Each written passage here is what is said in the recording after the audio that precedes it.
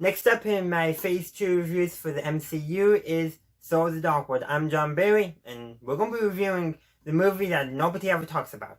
Well, The Dark World was released on November 8th in 2013. I was in 8th grade then. The director was Alan Taylor. The screenwriters were, and I'm sorry if I'm looking at my notes, were Christopher L.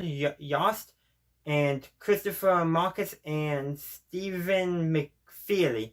I hope I pronounced all that stuff correct. And it was produced by Kevin Feige.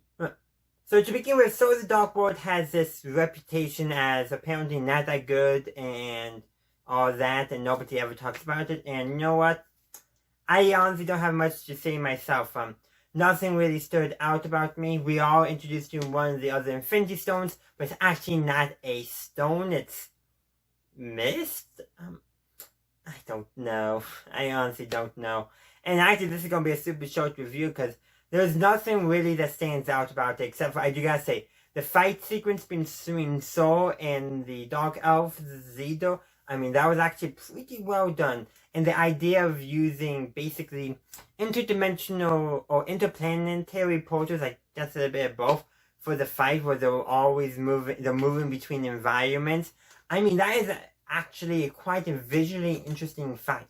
I mean, like, one minute you're fighting at the Greenwich Conservatory in England, and the next minute you're, okay, I don't think they ever fought in Asgard, but next minute they're fighting out in Barren World. Like, really, that's a neat idea how they're doing it.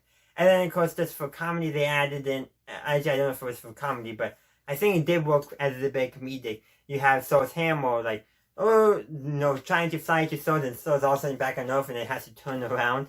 I mean, it's actually kind of good how the fight itself is, I think, interesting and well done. Maybe it could have been designed a bit better, but I don't know about with the technology they had, but the concept and execution of it was not that bad. It probably could be better. I think the idea of using portals in a fight was better done in Doctor Strange. But I think it was still decently well done here. But the rest of the movie, I gotta say, is kind of forgettable. And when the main thing you remember about the movie is the fight scene, that's not good. Unless the fight scene has a lot of true emotion behind it, then yes. Oftentimes in Star Wars, those fight scenes carry emotions and actually advance the story. It's not about defeating the bad guy. It's also about, from a storytelling perspective, telling you something about the characters involved. And I think this is a big problem for lots of the Marvel films. And except for in a few cases, the fight scenes are just like they're fights, and just those story stakes, but there's no character stakes, except for maybe a character dying, but even that's not that common. The first Thor movie actually probably has a decent fight in regards of the character. There's actually character development from the fight.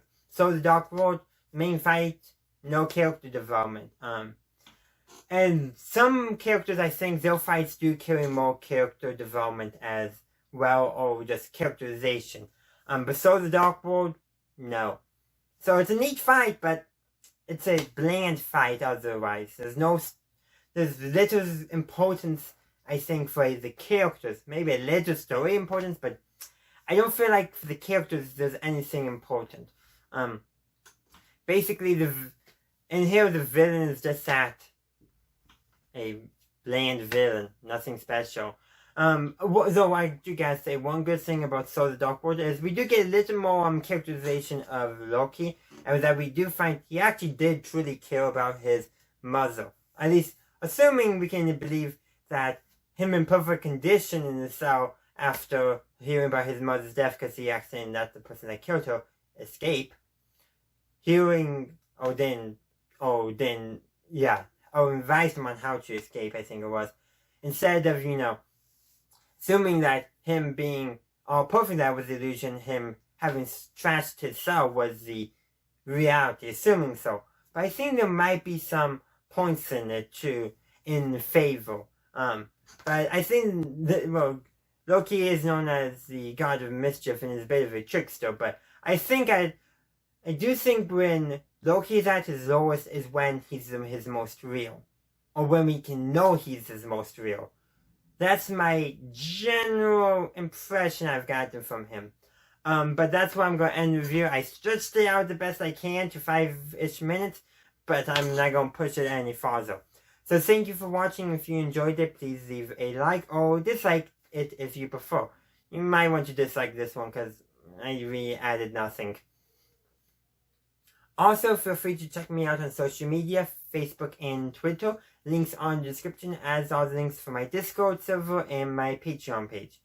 If you aren't already, please subscribe to my channel and check out either the video or the playlist on screen now. And as always, have a good day, a good night, wherever you are. Have a good one. Bye!